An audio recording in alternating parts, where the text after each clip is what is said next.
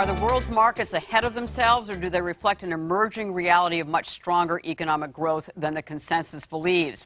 Well, our first guest has a global perspective. He is Michael Hartnett. He is emerging markets expert and chief global equity strategist at Bank of America Securities Merrill Lynch Research.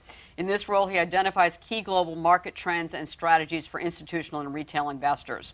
And our next guest shares this global view. His five-star ranked Wintergreen Fund seeks value in all asset classes everywhere around the world.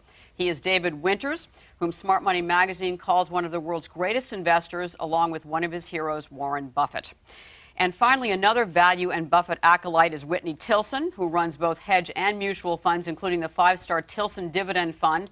Among Whitney's many other activities are columns for the Financial Times and Kiplinger's. He's editor-in-chief of Value Investor Insight and co-author of a recent book, More Mortgage Meltdown. So welcome to all of you. It's great to have you all back again on Wealth Track, especially at times like these.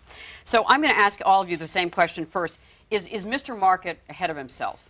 Michael, from your global perspective. Yes, I mean, I think a little bit. Everything looks technically very overbought. Everything looks a little extended. But I'd still be a cyclical bull. I think, you know, the bottom line this year is, for me, the fundamentals, the valuation are not so important. You just had an unprecedented bear market, an unprecedented macro meltdown, an unprecedented sort of policy response, and I think you're in the midst of an unprecedented rally in risk off the back of very oversold levels. And I think that we're not at the end of that risk rally, and we won't be until basically the central banks end their quantitative easing policies. All right, so let's talk about that in just a minute.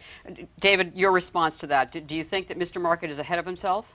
Well, we've had a huge rally, so at some point, Consuelo, we'll probably give some back, and for those of us with cash, it's an opportunity. I think in the long run, life goes on. So, you know, and that's an important distinction to make, because you have cash, and throughout the bear market last year, one of the lessons you told me you learned was that how important cash can be, especially when you don't have to sell something you like to raise cash. So the cash levels that you're keeping are? Mid-teens, and, you know, we're a buyer. Right. I mean, kind of throughout. I mean, no matter, you know, when the market was going down, you were a buyer, and you're still a buyer now. Sure, selectively. You know, you basically want to own great investments. Yes, we do.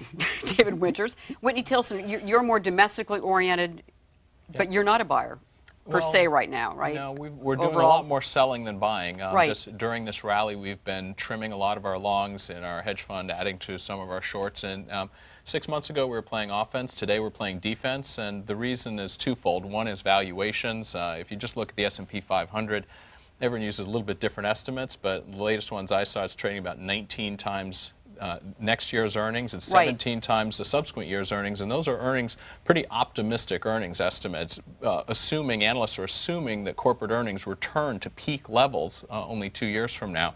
And so even at those peak levels, it's trading at a pretty rich multiple. And secondly, we're very concerned that we're in for a long, grinding recession. Armageddon's off the table, I think. That's the good news, but you know, the housing crisis, which has been really driving this recession, we think has many more years of abnormally high losses that's going to keep the financial system weak and keep our economy not necessarily on life support, but certainly far from robust.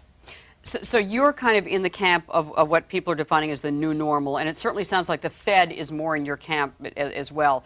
As far as the U.S. is concerned, Michael, though, I mean, would you agree with Whitney? Are you more concerned about the U.S. than you are about some other parts of the world? I think it's very easy to be more concerned with the U.S. than other parts of the world.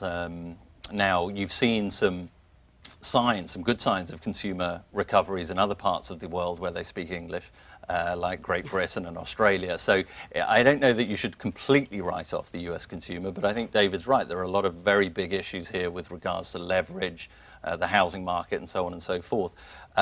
We come to a different conclusion, however. That makes me bullish, because it makes me feel that policy is going to remain easy for an extended period of time. And I think in the U.S. In the U.S., and I think that's what will drive the market upwards. At some point, I think the market, and we're coming to this moment of truth quite soon, the market is going to need signs that some sort of final demand is recovering in the US and Europe to keep going. I don't think there's any doubt about that.